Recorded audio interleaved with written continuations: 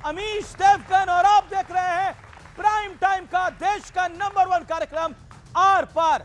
Middle east में जंग के बीच ऑपोजिशन पैनिक वाली सियासत में जुटा था।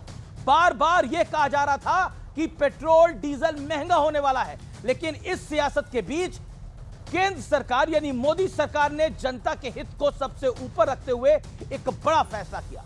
सरकार ने पेट्रोल पर एक्साइज ड्यूटी 10 रुपए घटा दी है और डीजल पर तो एक्साइज ड्यूटी 0 यानी 0 कर दी गई है, यानी डीजल पर अब कोई एक्साइज ड्यूटी नहीं लगेगी। यह बड़ी बात है, लेकिन विपक्ष इतने बड़े फैसले को भी आई वॉश बता रहा है और यह भी डर फैलाया जा रहा है कि सरकार किसी ना किसी तरह जनता से ही इस कटौती की वसूली करेगी। यह हाल तब है जब खुद प्रधानमंत्री मोदी इस मुश्किल घड़ी में टीम इंडिया यानी सबको मिलकर काम करने की लगातार बार बार सलाह दे रहे हैं, लेकिन ममता बनर्जी तो 4 कदम आगे निकल गई हैं। वो कह रही है कि सरकार लॉकडाउन लगा सकती है जैसा कोविड के दौरान हुआ था। हालांकि सरकार ने इस अफवाह को सिरे से खारिज कर दिया है। एनडीए के नेता कह रहे हैं ऑपोजिशन कुछ भी कर ले लेकिन सरकार अपना काम करती रहेगी। लेकिन आज का बड़ा प्रश्न यह है कि विपक्ष पैनिक फैलाकर देश का नुकसान करवाना चाहता है या फिर उनके मन में कुछ और है। आज इसी पर जनता जनार्दन के बीच टीम इंडिया को लेकर सबसे बड़ी बहस। स्वागत है आपका आज के बेहद खास बेहद महत्वपूर्ण आर पार में।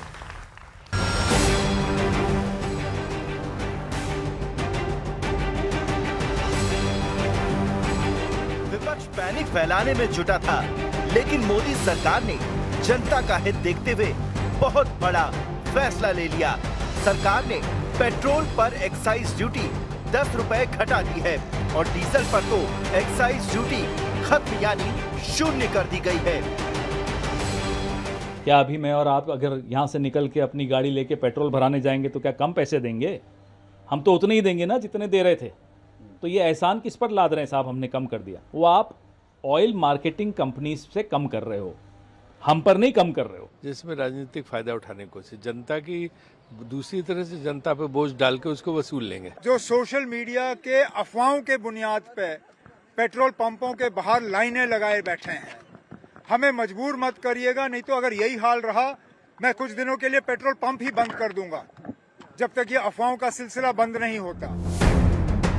इस बीच विपक्ष पैनिक फैलाने के मामले में नए नए कीर्तिमान बना रहा है। पहले पेट्रोल डीजल के दाम बढ़ने की कहानी गढ़ी गई और अब ममता बनर्जी लॉकडाउन का सियासी खेला कर रही है। আবার অ্যালার্ট করেছে, ওদের অ্যালার্ট করার মানে তো আমি বুঝি লকডাউন টকডাউন করবে কিনা ভাবছে কিনা জানি না, করলে করবেন। तो लगता है मोदी जी फिर एक बार 10-15 दिन के लिए डीजल और पेट्रोल की बचत करने के लिए लॉकडाउन लगा सकते हैं। कोई लॉकडाउन का गुंजाइश नहीं है भारत देश में। ये गलत फहमी फैलाना छोड़ना चाहिए नेतागण। बेसलेस रूमर मॉन्गरिंग और जनता के मन में एक भय फैलाने के लिए कुछ भी कह दो। कहां हो रही है लॉकडाउन का? पाकिस्तान में हो रही है, ना कि इंडिया में। ये सब कौन अफवाहें उड़ाते हैं? प्रधानमंत्री जी ने बहुत साफ तौर से बताया था कि पैनिक नहीं होना है।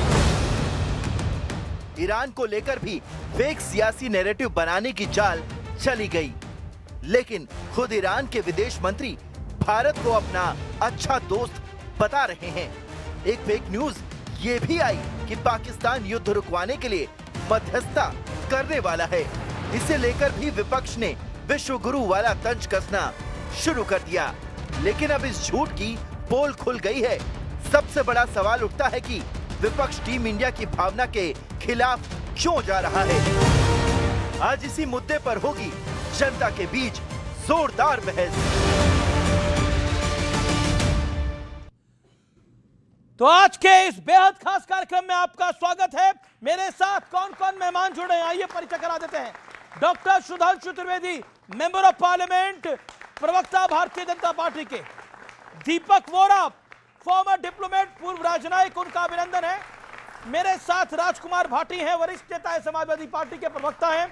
मेरे साथ कुलदीप कुमार हैं, 2 टाइम एमएलए, सीनियर लीडर आम आदमी पार्टी के। मेरे साथ सतीश के सिंह है, वरिष्ठ स्तंभकार, पत्रकार, उनका अभिनंदन है। आप तमाम लोगों का स्वागत है। मेरे युवा मित्रों का यहां पर जनता जनार्दन का भी अभिनंदन है। आइए बात करते हैं बहस के एजेंडे की। क्या विपक्ष टीम इंडिया वाली भावना दिखाएगा, क्योंकि यह देश के लिए एक मुश्किल घड़ी है। इंटरनेशनल डिप्लोमेसी में भारत धुरंधर साबित हुआ है या फिसड्डी। तेल पर टैक्स कम करके प्रधानमंत्री मोदी ने बताया है कि जनता का हित सर्वोपरि है। दुनिया में तेल के दाम बढ़ रहे हैं, हमारे यहां लगातार स्थिर हैं। तेल गैस के मामले में आने वाले दिनों में क्या भारत के दिन भी चुनौती भरे होंगे, जैसा बार बार सवाल खड़े हो रहे हैं, और क्या अफवाहों से दूर रहना चाहिए? इस चर्चा की शुरुआत यहां से करते हैं। मैं डॉक्टर सुधांशु त्रिवेदी ओपन आपसे करता हूं। अफवाह का बाजार बहुत गर्म है, इतना गर्म है कि डेली एक नई अफवाह आती है कि कल यह हो जाएगा। बाकायदा एक विपक्षी पार्टी के सीएम को बोला पड़ेगा कि अगर किसी ने अफवाह फैलाई मैं पेट्रोल पंप ही बंद कर दूंगा। मतलब वो इतना परेशान हो गए अफवाहों से। देखिए, लगातार मिलती पराजय के कारण विपक्ष और मुख्य विपक्षी पार्टी कांग्रेस पूरी तरीके से खपतुल हवास हो गई है। तो उसे यह समझ ही में नहीं आता है कि कब मुझे क्या प्रतिक्रिया देनी चाहिए। और होता क्या है कि अभी बॉलर ने रनअप पे शुरू नहीं किया कि वो बल्ला पहले घुमा देते हैं जी, और बजाय बॉल बैट में आने के तब तक वो चली जाती है। यह एक दूसरी कहावत होती है हम लोग तरफ गांव में कि आधी रात को खांसी आवे और सही शाम से मुंह फैलावे। यानी अगर रात में खांसी आने वाली है तो मुंह फैलाना शुरू कर देते, खांसी आई नहीं, शाम को ही मुंह फैला देते थे। परंतु मैं ईमानदारी से कहना चाहता हूं, विपक्ष ईर्ष्या, द्वेष, मोदी जी के प्रति कुंठा, हताशा, निराशा, बौखलाहट, खिसियाहट में कुछ भी कर ले। फैक्ट क्या है मैं बताता हूं। आज वेस्ट एशिया के युद्ध के कारण पूरे विश्व में गंभीर परिस्थिति उत्पन्न है। ऊर्जा का एक संकट निरंतर चुनौतीपूर्ण होता चला जा रहा है, खासकर पेट्रोलियम प्रोडक्ट्स में, और ईस्ट से लेकर वेस्ट तक। आपको पता है कि अमेरिका में 30% तक बढ़ी हैं पेट्रोलियम की कीमतें, नॉर्दर्न एंड सदर्न अमेरिका दोनों। यूरोप में 20% बढ़ी हैं, अफ्रीका में 50% बढ़ी हैं, एशिया में 30 से 50% बढ़ी हैं। और जो स्टेट ऑफ हरमुज यानी हरमुज जल डमरू मध्य के पूर्व की तरफ के देश हैं, जिसमें भारत भी शामिल है, जो हमारे साथ के और देश इस क्षेत्र में पाए जाते हैं दुनिया के, जिसमें पाकिस्तान है, बांग्लादेश है, श्रीलंका है, फिलीपींस है, मलेशिया है, वहां क्या स्थिति हो गई है? 4 day week, 50% work from home, और पेट्रोल और डीजल पे राशनिंग हो गई है कि 2 व्हीलर को 2 लीटर ही मिलेगा एक दिन में और 4 व्हीलर को 10 लीटर मिलेगा। इसके बावजूद इन विपरीत परिस्थितियों में जिस कुशलता के साथ प्रधानमंत्री श्री नरेंद्र मोदी जी ने काम किया है, विपक्ष की स्थिति तो यह है कि दुनिया के समुद्र में सुनामी आई हुई है और अगल बगल के जहाज उलट पलट गए हैं, मगर वो कह रहे हैं हमारे जहाज पर झटका लग रहा, उसके लिए सुनामी को मत देखो, हमारे जहाज के कैप्टन को देखो। मगर प्रधानमंत्री जी ने क्या किया है? देखिए, एक्सपोर्ट पर टैक्स बढ़ा दिया है पेट्रोलियम प्रोडक्ट्स के, और एक्साइज ड्यूटी 10 रुपया पर लीटर कम कर दी है। यानी रामनवमी का पर्व गुजरा है तो भगवान राम से प्रेरणा लें, जो रामचरितमानस में लिखा है तुलसीदास जी ने कि मणि माणिक महंगे किए, सहजे तृण जल नाज, तुलसी सोई जानिए राम गरीब नवाज। यानी जिसे महंगा करना था महंगा किया, जिसे सहज। तो मैं कहूंगा मोदी जी ने क्या किया? एक्सपोर्ट महंगा किया और कम किया एक्साइज आज, और प्रभु राम की प्रेरणा से मोदी गरीब नवाज। ओके ओके, मैं रुक करता हूं राजकुमार भाटी का। राजकुमार भाटी, देखिए, कोई भी युद्ध होता है तो स्थितियां गंभीर होती हैं, और वैश्विक संकट है, एनर्जी का क्राइसिस है। इस क्राइसिस के अंदर एक होता है कंधे से कंधा मिला के चलना। चलिए, विपक्ष है, सवाल पूछना जरूरी है, पूछना भी चाहिए, लेकिन र्यूमर मॉन्गरिंग कर देना, विपक्ष के ही एक मुख्यमंत्री को कहना पड़ गया, अफवाहें इतनी फैलाई जा रही है, मुझको पेट्रोल पंप बंद करना पड़ेगा। अखिलेश जी ने बोल दिया भारत के पास मौका था विश्व गुरु बनने का, देखिए पाकिस्तान बन रहा है, वो खबर फर्जी निकली। क्या आपको लगता नहीं है जब से धुरंधर फिल्म आई है, भदावासी जो है वो कुछ ज्यादा ही आ गई है? निगहबा कुछ, निजाम गुलसिता कुछ और कहता है, परिंदा कुछ, शजर कुछ, आसियां कुछ और कहता है, सभा से ताजगी, गुंचों से खुशबू, गुल से बू गायब, चमन का हाल कुछ है, बागवा कुछ और कहता है। जी। अब खुद सुधांशु त्रिवेदी जी कह रहे हैं कि ऊर्जा का गंभीर संकट आया हुआ है पूरे एशिया में। अड़ोसी पड़ोसी देशों के नाम लिए, अड़ोसी पड़ोसी देशों के नाम लिए, वहां भी संकट है, वहां भी संकट है, वहां राशनिंग हो रही है, वहां महंगा हो गया है। तो हमने ऐसी कौन सी, मतलब अलादीन का चिराग हमारे पास है कि हमारे यहाँ कोई संकट ही नहीं है? क्या ये जो गैस एजेंसियों के बाहर लंबी लंबी लाइनें लगी हुई हैं, इन्हें हम देखें नहीं, आंख मीच लें? कई पेट्रोल पंप ने राशनिंग शुरू कर दी है कि 500 रुपए से ज्यादा का पेट्रोल डीजल नहीं मिलेगा। क्या ये अचानक हो रहा है? क्या ये जो गैस सिलेंडर ब्लैक में बिक रहे हैं ये गलत बिक रहे हैं? एक्साइज ड्यूटी कम की है लेकिन पेट्रोल डीजल के रेट तो कम नहीं हुए, उपभोक्ता को तो उसका लाभ नहीं मिल रहा। एक बात से मैं आपकी से भी डीजल की कीमतें इस दौर में कम हो एक बात से मैं आपकी से भी और सुधांशु जी से भी सहमत हूं, और मैं इस बात में सरकार के साथ हूं कि ऐसे संकट के समय पे अफवाहें नहीं उड़ानी चाहिए, सरकार को मदद करनी चाहिए, शांति बनाए रखनी चाहिए, क्योंकि ये वैश्विक संकट है। लेकिन सरकार को भी ये ढोंग नहीं करना चाहिए, सरकार को भी ये पाखंड नहीं करना चाहिए कि नहीं हम तो विश्वगुरु हैं, हम तो जो चाहेंगे कर देंगे। ऐसे समय पे विपक्ष को साथ लेना चाहिए, और पार्टी विश्वास में लेना चाहिए। गए थे ऑल पार्टी मीटिंग में। हाँ, मैं वही कहना चाह रहा हूं। तो ये विपक्ष से बात करना कोई अपमानजनक नहीं होता। बिल्कुल विपक्ष को अपमानित करते रहो, ये भी अच्छी राजनीति नहीं है। विपक्ष को अपमानित करना भी जरूरी नहीं है, विपक्ष को भी चिंता है कि देश में सब कुछ ठीक रहना चाहिए। वो कह रहे हैं आपके पास अल्लाह दिन का चिराग कौन सा है, पूरी दुनिया में दिक्कत आ रही है, आपके यहां क्यों नहीं दिक्कत आ रही? दिक्कत आनी चाहिए। मैं ये कहना चाह रहा हूं, प्रधानमंत्री जी का लोकसभा और राज्यसभा दोनों में बयान देखिए। उन्होंने कहा कि स्थिति चिंताजनक है और इसीलिए उन्होंने ये बात बताई कि सबको टीम भावना से काम करना है। इसीलिए प्रधानमंत्री मुख्यमंत्रियों के साथ भी बैठक कर रहे हैं और इसलिए उन्होंने कहा टीम इंडिया की तरह हमें इस चुनौती का सामना करना है। हमने सिर्फ ये कहा कि अगल बगल तो जहाज पलट गए दुनिया में, हमारे यहां सिर्फ झटके लग रहे हैं, तो इसके लिए ध्यान रखिए कि वह हमारा कैप्टन इतना समझदार है कि मैं मोदी जी की तरफ से कहना चाहूंगा कि हमें इल्जाम मत दीजिए, बहुत अफसोस होता है, बड़ी तरकीब से कश्ती यहां तक लेके आए हैं, बदल देते हैं हम दरिया की लहरें अपनी हिम्मत से, आंधियों में भी अक्सर चिराग हमने जलाए। पर मैं एक और बात विपक्ष के लिए, एक मिनट में अलादीन चिराग, मैंने ये नहीं कहा कि अब बता रहा हूं, अलादीन चिराग नहीं, लंबी सोच। जैसे 1991 में भी आया था, जब हम लोग बच्चे थे, पढ़ते थे, खड़ी युद्ध हुआ था, जब इराक पे अमेरिका का अटैक हुआ, इराक ने कुवैत पे कब्जा किया, अरे आधी ट्रेनें बंद हो गई थी, गैस और वो तो छोड़िए, उस जमाने में कितने लोगों के पास गैस कनेक्शन थे? 2014 में 11 करोड़ गैस कनेक्शन थे, आज 36 करोड़ गैस कनेक्शन है।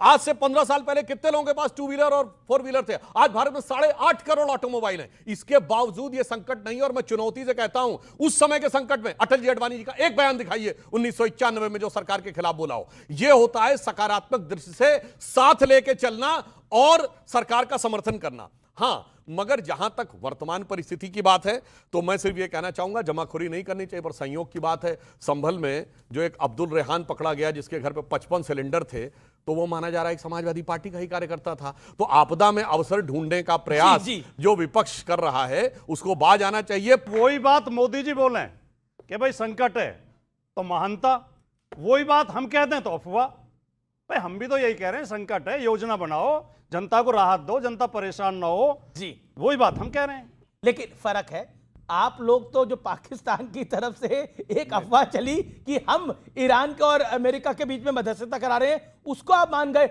जब व्हाइट हाउस की प्रवक्ता को यह सवाल पूछा गया तो वो पहले हैरान हो गई, फिर वो हंसी, बोली do you believe this, Pakistan के साथ हम बात करेंगे। और आप सोचिए, उस बात को लेकर अखिलेश जी ने बयान दे दिया, कांग्रेस के कई नेताओं ने बयान दे दिया, देखिए पाकिस्तान विश्वगुरु बन रहा है। मगर अगर पाकिस्तान विश्वगुरु बन भी रहा है तो यहां सेलिब्रेट क्यों हो रहा है भाई? पाकिस्तान हमारा कौन सा यार है?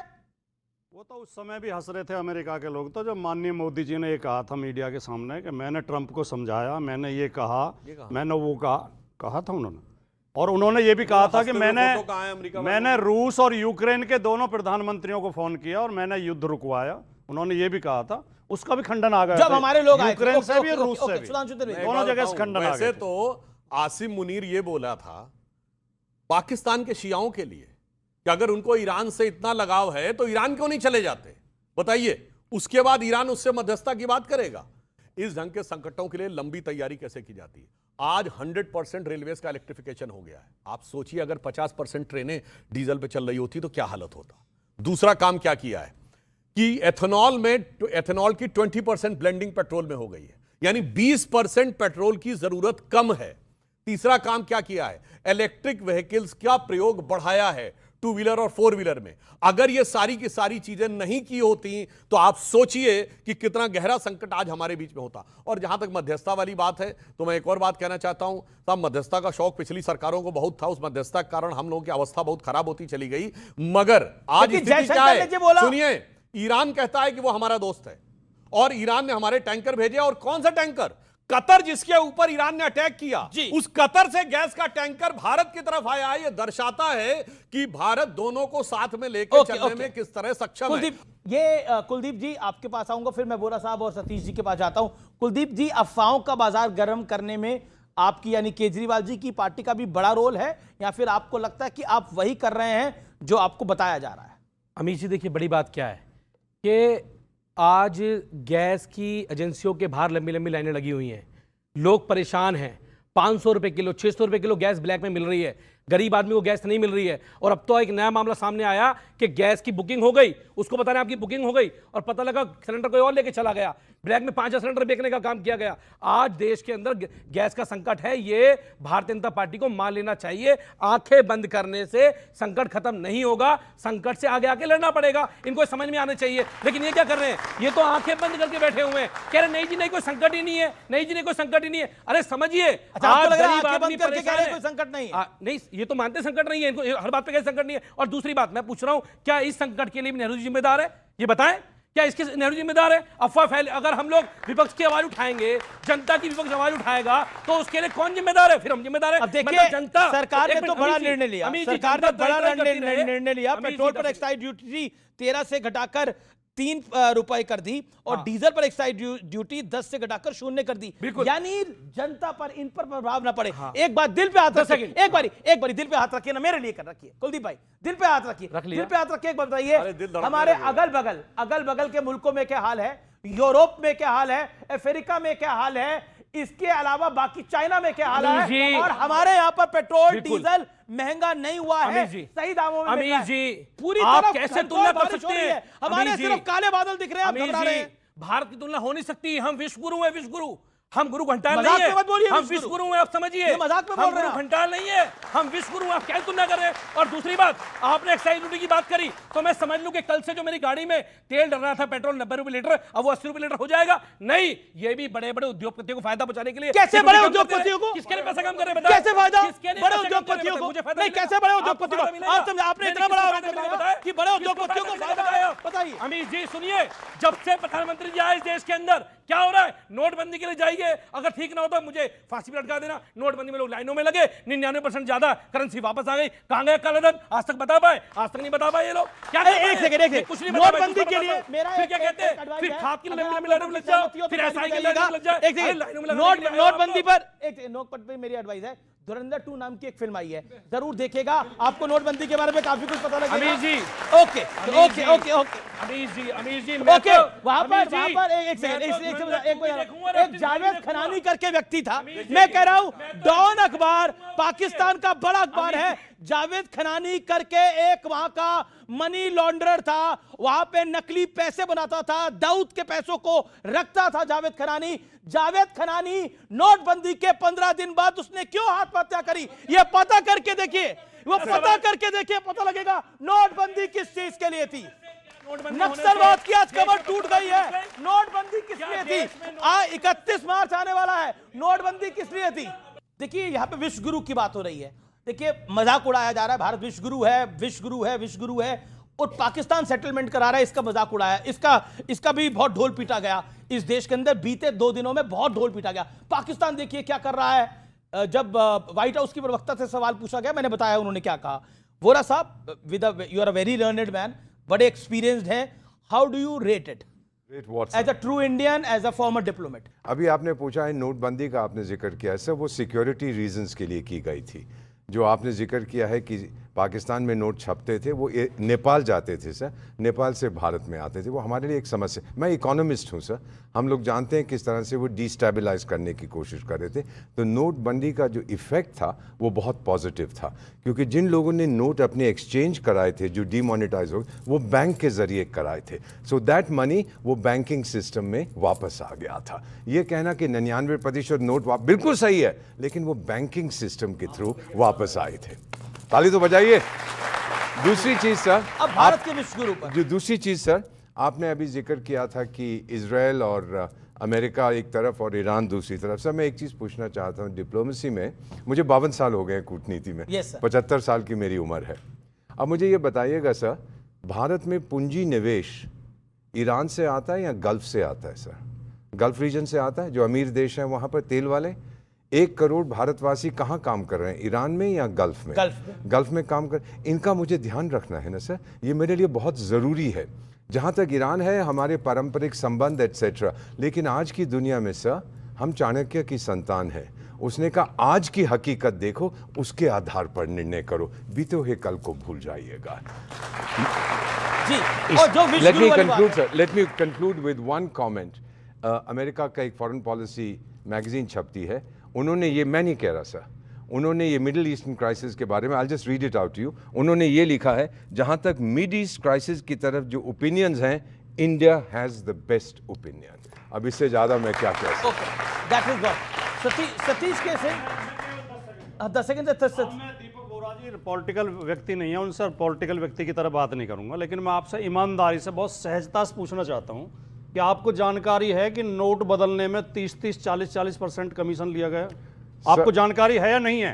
और अगर लिया गया तो 30-40% कहां गया? ये भ्रष्टाचार था या नहीं था? ये आरोप ईमानदारी से अब तक बदले जा रहे हैं नोट। अब तक आपने 2017 के विधानसभा चुनाव में, पिछले महीने इसी जिले में एक आदमी पकड़ा गया नोट बदलता हुआ। भैया उस समय उत्तर प्रदेश में किसकी सरकार थी?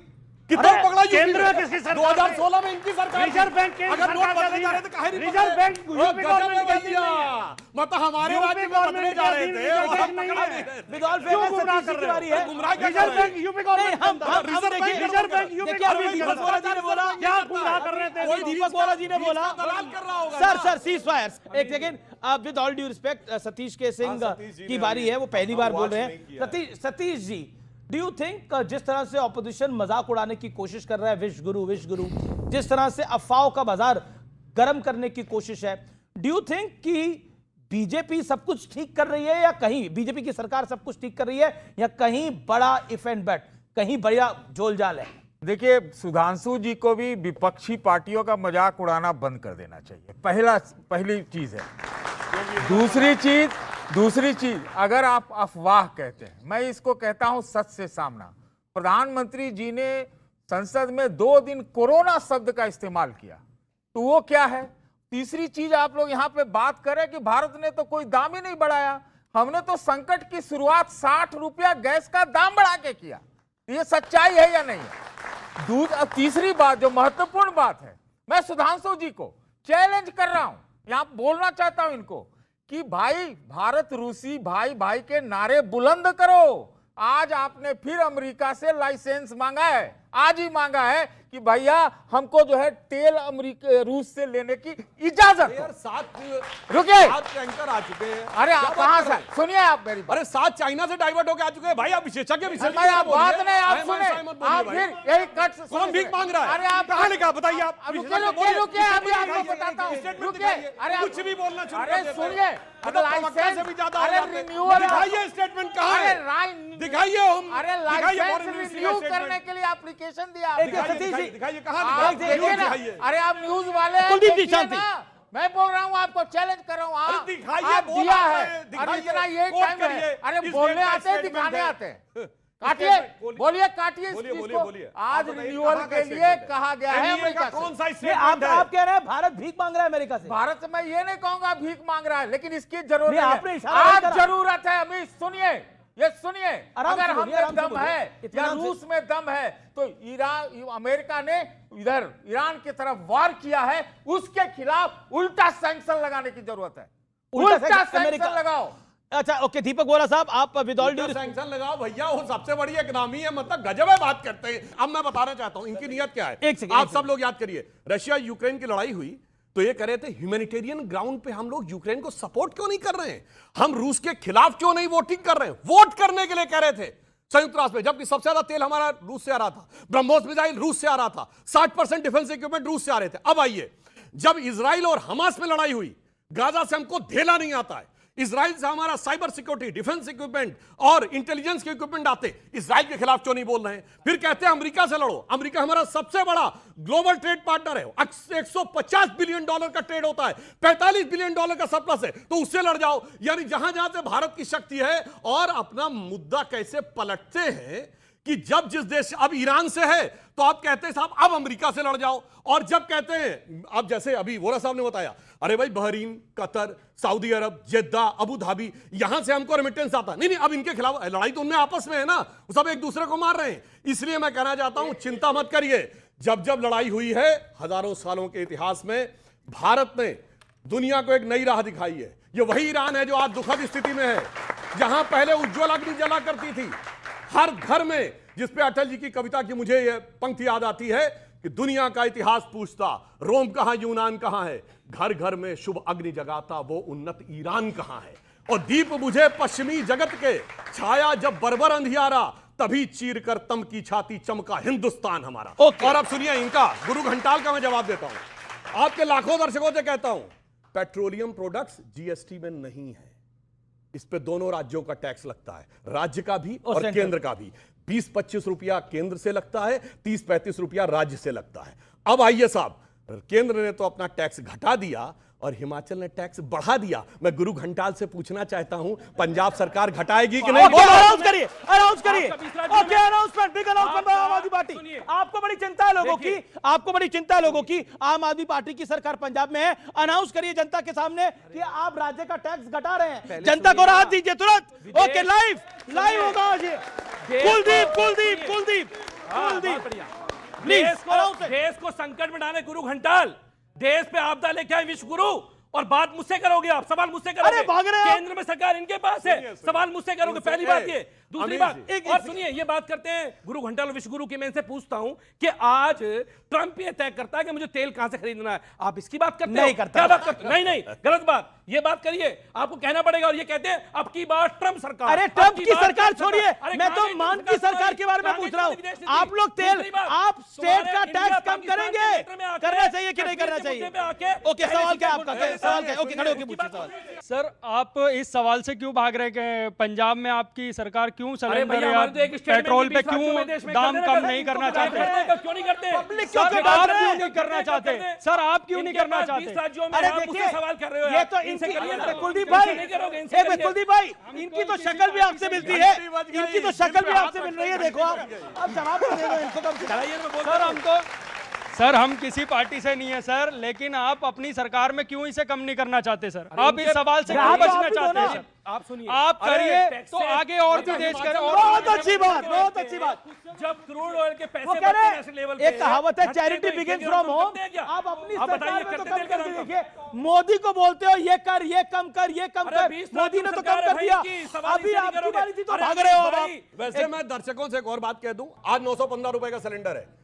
जनवरी 2014 में जाके चेक करिए, ओपन मार्केट में सिलेंडर का रेट क्या था? 1241 रुपए, जबकि उस समय कोई ऐसा संकट नहीं था। आज उस दौर से हमने जबकि 13 साल पहले का आप सोचिए कीमत में अंतर, और तब 1241 का था और आज 914 रुपए का है। इसके बाद तो कम से कम, और कोई जाके अपने मोबाइल पे कैसे बोल लेते हैं इंडियन ऑयल या हिंदुस्तान पेट्रोलियम। अपनी टर्न पे बोलिए ना। अब पहले दीपक बोरा बोल, फिर ओके, पहले दीपक बोरा। इतना झूठ बोल दिया, झूठ बोला, चेक करो, इतना बड़ा झूठ बोल दिया। आप चेक करिए, मैं आपकी बताता हूं। ओके दीपक बोरा, 400 के सब्सिडी सिलेंडर बताएंगे जो सब्सिडी सिलेंडर नहीं होता।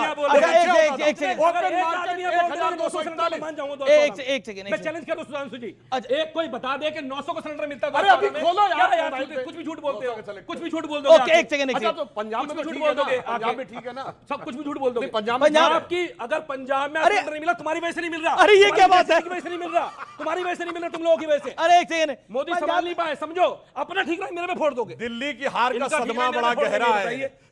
दीपक बोरा साहब, बार बार हो रहा है पाकिस्तान जो है वो विश्व गुरु बन जाएगा, पाकिस्तान सहमति करवा रहा है ईरान और अमेरिका के बीच में, इसमें सच्चाई कितनी है बताइए जरा। बहुत बहुत धन्यवाद सर, आपने बहुत अहम प्रश्न पूछा। थोड़ी यहाँ सीज फायर करवा दीजिए तो मैं जवाब देने की कोशिश करता हूँ। मध्यस्थता यहाँ पर करते हैं। वो विश्व डमरू है सर, विश्व गुरु नहीं है वो देश, उसकी कोई औकात नहीं है। ये तो आपको मालूम है कि वहाँ कोई मीटिंग नहीं होने वाली है। अब मैं एक मज़ेदार चीज़ आप सबको बताता हूँ बेटा। वो कह रहा है जिहादिस्तान नहीं, क्या नाम है इस देश का? पाकिस्तान, क्षमा कीजिए। जी। तो उसने कहा है कि मैं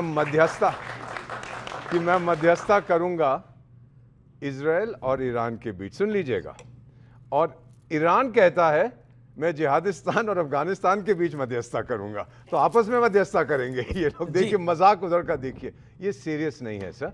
कोई उनकी बात नहीं सुनता है, हवा में बातें करते हैं। बस इतना ही मैं कहूँगा, हमने देखी है जिहादिस्तान की हकीकत, लेकिन दिल के खुश रखने को गालिब ये ख्याल अच्छा है। जी। और मैं भाटी साहब आपका रुख करता हूं। भाटी साहब, क्या आपको लगता है कि ये एक तरह से ओवर एक्साइटमेंट था कि पाकिस्तान ने एक फेक न्यूज़ फैलाने की कोशिश करी? पाकिस्तान के कुछ लोगों ने, कुछ ब्यूरोक्रेट्स ने, ये डिप्लोमेट्स ने फेक न्यूज़ फैलाने की कोशिश करी कि पाकिस्तान सेटलमेंट करा रहा है, और इंडियन पॉलिटिकल पार्टीज उस पर फॉल कर गई। फाइनली व्हाइट हाउस को कंडेम करना पड़ा और ऑब्जेक्ट करना पड़ा और बोला ऐसा कुछ नहीं है, and they laughed about it. Do you think कि भारत को या फिर मोदी को छोटा दिखाने में आप लोग पाकिस्तान को बड़ा दिखा देते हैं? नहीं, देखिए, अगर हम मोदी जी को छोटा दिखाएंगे पाकिस्तान के सामने तो हम खुद छोटे हो जाएंगे। पाकिस्तान की, हमारी राजनीतिक लड़ाई कितनी भी हो, भारत के आदमी के सामने पाकिस्तान की कोई हैसियत नहीं है। हमारे प्रधानमंत्री के सामने उनके प्रधानमंत्री की कोई हैसियत नहीं है। और वो एक आपने जो कहा फेक न्यूज़, पहले तो वो न्यूज़ के तौर पे ही आई थी, तब उस पर रिएक्शन आ गया, बाद में पता लगा वो फेक न्यूज़ है। लेकिन मैं एक बात कहना चाहता हूँ कि आज मुझे बहुत ज्ञान प्राप्त हुआ। इतने कई किताब पढ़ के इतना ज्ञान मिलता। सुधांशु जी ने जो हमें ज्ञान दिया कि अगर देश में महंगाई है, सिलेंडर महंगे बिक रहे हैं, पेट्रोल डीजल महंगे, उसके लिए केजरीवाल जी जिम्मेदार हैं। अगर जमाखोरी हो रही है तो उसके लिए अखिलेश यादव, झूठ मत बोलिए, मैंने उसके लिए अखिलेश यादव, जमाखोरी राज्यों का विषय है। मैं तो बिल्कुल शांति से सर, इतना झूठ मत बोलिए। मैंने नहीं कहा केजरीवाल जिम्मेदार, मैंने कहा आपके राज्य में जमाखोरी है कि नहीं। मैंने कहा राज्य जमाखोरी का विषय, केजरीवाल शब्द ही मैंने नहीं बोला। इतना तो झूठ मत बोलिए। चलिए, आपने 10 बार कुलदीप जी से पूछा कि पंजाब में वो तो केजरीवाल नहीं बोला ना हमने, महंगा है, फिर आप क्यों झूठ बोल रहे हैं? आप 21 राज्यों में नहीं घटा रहे, एक राज्य के आपको जो हमने केंद्र में घटा दिया। क्या बात कर रहे हैं आप? और आपने तो बढ़ा दिया, हिमाचल ने बढ़ा दिया। उसमें जवाब दीजिए। हाँ बोलिए। तो झूठ मत बोलिए कि केजरीवाल जिम्मेदार है, मैंने नहीं कहा। केजरीवाल कानूनी व्यवस्था अगर खराब है कहीं तो उसके लिए ममता बनर्जी जिम्मेदार है। अगर देश में बेरोजगारी है तो उसके लिए नेहरू जी जिम्मेदार हैं। मोदी जी को आलू छीलने के लिए प्रधानमंत्री बनाया गया, बढ़िया से आलू छील रहे हैं। ये हमारा ज्ञान प्राप्त हुआ। आपको लग रहा है मोदी जी किसी बात के लिए जिम्मेदार नहीं है, वो गैर जिम्मेदार है बिल्कुल पूरी तरह। सबसे बड़े जिम्मेदार नेहरू जी हैं भारत के इतिहास में। जो कुछ गलत हो जाए नेहरू जी जिम्मेदार। सुधांशु जी, वो कह रहे हैं कि मोदी जी आलू छील रहे हैं सबके लिए, केजरीवाल, नेहरू जी, अखिलेश जी सब चीजों के लिए जिम्मेदार है। जो कुछ इन्होंने बोला, मैं पूछना चाहता हूं, आज महंगाई की दर कितनी है, बेरोजगारी की दर कितनी है, बताइए। जिम्मेदार तो नेहरू जी हैं। अब बताता हूं, नेहरू जी हैं तो सुनिए, राम मनोहर लोहिया जी को तो मानते हैं। उनकी किताब है कल्प्रिट्स ऑफ पार्टीशन, जिसमें राम मनोहर लोहिया खुद लिखते हैं कि नेहरू जी का प्रधानमंत्री बनने का जो निर्णय था वह गलत था, और जवाहरलाल नेहरू के अंदर इतनी ईर्ष्या थी कि वो दूसरे व्यक्ति को बर्दाश्त नहीं करते। वो लोहिया को तो मानते हो ना? अरे भैया, ये 50 साल तक लड़े हैं नेहरू के लोगों से, तब ये लीड में रहते थे, हम लीड में रहते थे, मगर आज नेहरू के पक्ष में जाके खड़े हो गए। लोहिया जी को 1946 में, सुनिए, जब नेहरू प्रधानमंत्री बने 2 सितंबर 1946 को गुलाम हिंदुस्तान में वेवल ने शपथ दिलाई और क्वीन की निष्ठा की शपथ यूनियन जैक झंडे के नीचे, तो लोहिया जी को भी कहा गया था उसमें शामिल हो जाए। लोहिया जी ने मना कर दिया था कि हम क्वीन की निष्ठा की शपथ नहीं लेंगे, मगर उस नेहरू के साथ आज आके कैसा समर्थन कर रहे हैं। इनके लिए एक लाइन याद आती है कि शाम तक सुबह की नजरों से उतर जाते हैं, इस कदर समझौतों पे जीते हैं कि जमीर ही मर जाते हैं। जी, आप राजकुमार भाटी, फिर मैं ऑडियंस के कुछ सवाल ले रहा हूं। हम समाजवादी हैं, हम सत्ता के अहंकार से लड़ रहे हैं। उस समय नेहरू में सत्ता का अहंकार था, उनसे लड़े। आज मोदी जी में सत्ता का अहंकार, नेहरू के खानदानी में है कि नहीं अहंकार? हम सत्ता के अहंकार से लड़ते हैं। जी, जी, जी। राहुल में अहंकार है कि नहीं? वो सत्ता में ही नहीं है। अरे भाई, आपको सीटें नहीं सत्ता में हो, आपको सीट नहीं दी, दिल्ली में लड़ने को अहंकार था कि नहीं? सर हमने मांगी नहीं। ठीक है, ठीक है, बोल सवाल क्या आपका? सर, सबसे पहला सवाल मेरा आपसे है, सरकार से है। सरकार के तरफ से आप पक्ष रखने हैं। आपने पाकिस्तान की बात कर ली, आपने श्रीलंका की बात कर ली, आपने पूरे देश विदेश की बात कर ली। आपने ये क्यों नहीं कहा कि दिल्ली में जो जमाखोरी हो रही है, जो दिल्ली में कालाबाजारी चल रही है, दिल्ली में 5,000 रुपए का सिलेंडर बिक रहा है, तो दिल्ली से हम शुरुआत करते हैं कालाबाजारी और जमाखोरी बंद करने का। पंजाब से शुरू कर लिए, पंजाब से शुरू कर लिए, हिमाचल से शुरू कर लिए। तो एक काम करते हैं ना, पंजाब, हिमाचल सबको उठा करके जहां जो बड़े बड़े नेता है कांग्रेस और आम आदमी पार्टी के, उनमें से किसी एक को प्रधानमंत्री बना दिया जाता, मोदी जी हट जाए। सीधी सी बात है। अगर मोदी जी को कालाबाजारी नहीं कम करवानी है दिल्ली में, या फिर उनके जो मुख्यमंत्री बनाए गए, मोदी जी को हटाने के लिए तो चुनाव जीतना पड़ेगा ना। चुनाव जीत नहीं रहे बेटा। अरे तो वो मुझे लगता है कि चुनाव जीतना है भाई साहब ने न्यूज़ की जानकारी नहीं ली। कालाबाजारी का एंटी वाला कानून हमारी राज्य सरकारों ने लागू कर दिया, और संभल में जो पकड़े गए हमारी सरकार है। पकड़ा कौन गया? नाम याद है? अभी मैंने बोला बीजेपी का याद है पकड़ा गया ब्लैक में। अब यही होता है कि आप पूर्वाग्रस्तों के सुनते हैं तो याद। अब्दुल रेहान है समाजवादी पार्टी के कार्यकर्ता और 55 सिलेंडर घर के अंदर बरामद हुए। देखिए वो धुरंधर फिल्म में जमाली का एक डायलॉग है, बच्चा है तू मेरा, फैंटा पिला के लाता हूं। देखिए राजनीति फैंटा नहीं है, इसमें चुनाव जीतना पड़ता है तभी कोई आ सकता है, ऐसे कोई प्रधानमंत्री नहीं बनता। ओके पॉइंट सर मेरा सवाल सुधांशु त्रिवेदी सर जी से है। सर मैं ये कहना चाहता हूं कि आपने कहा कि अमेरिका को साथ रख के चलना चाहिए। सर आप सच बात अभी कहा कि आप अमेरिका के साथ चलना चाहिए। से लड़ने को कह रहे हैं जो हमारा सबसे बड़ा ट्रेड पार्टनर है। आप एक बात बताइए, जो अमेरिका पाकिस्तान का साथ दे, जो बोले कि हमारे फाइटर जेट गिरे हैं, जो बोले हमारे पे 35% टैरिफ लगाए, जो हम पे मतलब पाकिस्तान का साथ ज्यादा देता है और हम पे बोलता है कि तुम्हें छूट है, सर वो देने वाला होता कौन है? हम अपने देश के वो है। मुझे लगता है फिर भैया ने पूरी बात ही नहीं सुनी। मैंने कहा रूस से सबसे ज्यादा तेल ले रहे थे ब्रह्मोस, तो कहते हैं रूस से लड़ जाओ, रूस के खिलाफ वोटिंग कर दो। अमेरिका से हमारी कितनी है इस समय ट्रेड बताइए? मैंने भी बोला था, याद है? सिर्फ आप नहीं सुन के बैठते हैं भाई साहब। नहीं sir, biggest trade partner Bharat का है। अब देता क्या है सुनो, 150 बिलियन डॉलर का ट्रेड है और 45 बिलियन डॉलर का ट्रेड सरप्लस है। आज हम 45 बिलियन डॉलर सरप्लस पाते हैं अमेरिका से, यानी हम बेचते ज्यादा हैं अमेरिका को, लेते कम हैं। तो 45 बिलियन डॉलर की आमदनी है। अब सुनिए, टैरिफ लगा, सिर्फ दो ही देश थे जो टैरिफ के आगे नहीं झुके, चीन और भारत, और अंततः टैरिफ हटा। और सुनो भैया, टैरिफ के बावजूद आईफोन की सबसे बड़ी फैक्ट्री आउटसाइड चाइना कहां? भारत में। और सुनिए, माइक्रोसॉफ्ट का ऑफिस चाइना अमेरिका के बाहर कहां? भारत में। गूगल ने 19.5 बिलियन डॉलर विशाखापट्टनम में इन्वेस्ट किया, कहां? भारत में। तो ये हम करके दिखा रहे हैं भैया, इसीलिए मैं कहना चाहता हूं जो चीज है आप सब लोग युवा हैं, मेरा भी वोरा साहब से सवाल है। मतलब मुझे तो आश्चर्य हो रहा है, मैं बोल रहा हूं, वोरा साहब आपसे एक सवाल है। मैं याद है, मैं बोल रहा हूं तब भी बच्चों को नहीं याद है कि मैंने अभी क्या बोला था। वोरा साहब देखिए वो सुधांशु जी, वो तो रील का जमाना है, हर 10 सेकंड में रील ही बदल जाती है। लेकिन वोरा साहब, that's my question to you, Trump के बारे में आप क्या कहना चाहते हैं? क्या ट्रंप इस समय फंसे हुए हैं? How do you rate him and what is your take on Donald Trump? क्योंकि हम बहुत कुछ पढ़ रहे हैं, विदेशी अखबारों में लिखा जा रहा है, इंटरनेशनल स्कॉलर्स बहुत कुछ बोल रहे हैं, बड़े बड़े विद बहुत बड़ी बयान दे रहे हैं। ट्रंप खुद ट्रैप्ड हो गए हैं क्या वो आज पछता रहे हैं? कुछ लोग उनको मैकडोनल्ड ट्रंप कहते हैं क्योंकि वो तो बिजनेसमैन है। लेकिन मैं इतना बताऊंगा सर, हमारी फॉरेन पॉलिसी में एक अहम प्रिंसिपल है, उसको कहते हैं स्ट्रेटेजिक साइलेंस। अच्छा ठीक है, अगर आप आपके दौर में ट्रंप होते तो आप उनको कैसे हैंडल करते? एक लाइन। मैं तो कहता मिस्टर प्रेसिडेंट, बड़ा अच्छा लगा आपसे मिलके। और क्या कहता, उसको नाराज करने से मुझे क्या मिलेगा सर? क्या मेरी एक क्षमता है कि मैं अमेरिका को नाराज करूं? नहीं करेंगे, चुपचाप रहते हैं हमने। सर ये आपने भी देखा था, महाभारत में, रामायण में भी देखा था, कई बार ऐसे मुद्दे आते हैं जहां पर पार्टी शांत हो जाती है। बी साइलेंट, क्योंकि वही आपकी ताकत है। कई बार कूटनीति में कहते हैं जो हम एक minute sir, let me complete sir, I didn't inter sir, मुझे खत्म कर लेने दीजिए। जो हम कहते हैं वो बहुत अहम है, जो नहीं कहते वो उससे ज्यादा अहम। बहुत बढ़िया बात है। एक सवाल, मैं बिल्कुल आपके पास आ रहा हूं, मैं आपके पास ही आऊंगा इसके बाद। लेकिन वोरा साहब, एक चीज बार बार इंडिया की फॉरेन पॉलिसी पे बड़े सारे क्वेश्चन मार्क लग रहे हैं। आपको क्या लगता है, हम कुछ सही कर रहे हैं या हम अधिकतर चीजें गलत कर रहे हैं? अधिकतर सही कर रहे हैं, कुछ चीजें गलत कर रहे हैं, कैसे आप कैसे समन्वय देखते हैं? मेरा मानना है सर कि आप मोदी को कैसे रेट करते हैं? 52 साल की कूटनीति में जो मैंने सरकारें देखी हैं, चाणक्य ने कहा था एक देश को अगर महान होना है सबसे पहले लीडरशिप उसकी ठीक होनी चाहिए। आई बिलीव, मेरा मानना है, मैं सच्चे दिल से कह रहा हूं, आज भारत के पास सर्वश्रेष्ठ लीडरशिप है सर। पहले मैंने ये नहीं देखी है सर। आपको लगता है कि मोदी जो है वो एक काबिल नेता है, काबिल लीडर है डिप्लोमेसी को हैंडल करने के लिए? मैं इंडिविजुअल नाम आपने ले दिया है तो मैं कह देता हूं, he is absolutely the best sir. दुनिया इसको मानती है। और मॉर्निंग कंसल्ट, एक अमेरिकन कंसल्टेंसी, पिछले 3 साल से बराबर हर हफ्ते कहते हैं prime minister Narendra Modi is the most popular leader in the world. क्या आपको लगता है वाकई देश धुरंधर है?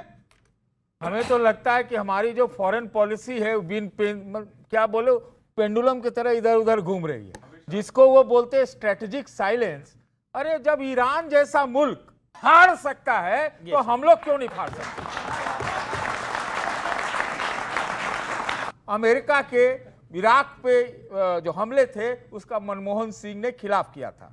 आप जब वाजपेयी जी थे खुद डंके के चोट पर अणु विस्फोट किया था। समय हुआ 2003 में। मनमोहन सिंह कहां से आ गए? अरे बाद 2003 में हमला हुआ है। पूछा गया था, बीच में मत काटिए। नहीं, आपको कहिए दीपक बोला ये आपको। अरे सुनिए, इंदिरा गांधी ने निक्सन की अरे सुनो, अब मैं फैक्ट के साथ बोलता हूं, सुनो। ओके, अरे सुनो, एक मिनट, अभी उदाहरण देता हूं।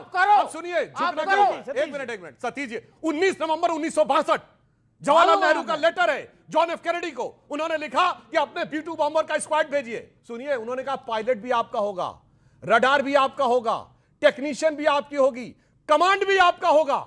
और 2010 में कैनेडी लाइब्रेरी ने इसको डिक्लासिफाइड कर दिया, कोई जाके पढ़ ले। और जो भारत में के अमेरिका में राजदूत थे बीके नेहरू, जो सही में नेहरू के भतीजे थे, यानी चाचा जी के असली वाले भतीजे, उन्होंने अपनी किताब नाइस गाइस फिनिश सेकंड में इसका उल्लेख किया है। और उन्होंने कहा जब मैं देने जा रहा था वो लेटर, उसे देखकर मुझे इतनी शर्म आई कि मैं गाड़ी में बैठ के अपने को रोने से नहीं रोक पाया। बताओ भाई, किसकी झुकी हुई थी, किसकी फटी हुई थी? देखिए मैं बताता हूं। ओके। अरे अगर एक वहां पर चाइना का हमला हुआ था, दुश्मन को परास्त करने के लिए हर तरह के तरकीब लगाना चाहिए। आप लगाओ ना भाई, हम आपके साथ हैं। भारत की सतीश जी होल्ड ऑन, अपने इमोशन को कंट्रोल करिए। दीपक वोरा साहब, आपसे मेरा निवेदन है, ये जो बार बार सतीश जी ने बोला पेंडुलम की तरह हमारी रणनीति है, ऐसे और धरती फटी हुई की बात बोली, मतलब उन्होंने एक और शब्द बोला कि ईरान ने देखो कितनी ट्रम्प का कर रखा है। अब मैं वो शब्द बोलना नहीं चाहता कि जो इन्होंने बोला, क्या कहना चाहते हैं? मैं इसका डिप्लोमेसी में तो वैसे ही वो शब्द बोला नहीं जाता। जी हाँ, आखिरी 30 सेकंड, एक ही शब्द, एक ही वाक्य में कहना चाहता हूं सर। एक कहावत है डिप्लोमेसी में कि अगर आप पुराने विचारों पर या जो बीता हुआ कल है उस पर अटके रहेंगे तो आप आने वाले कल को नहीं देख सकते।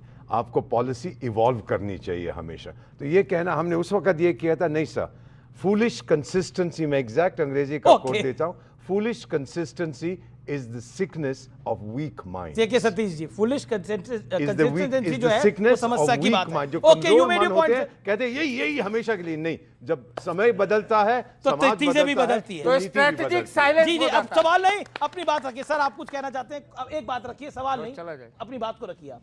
सिलेंडर वास्तव में ही देहात में नहीं मिल रहे हैं, लोग परेशान हैं।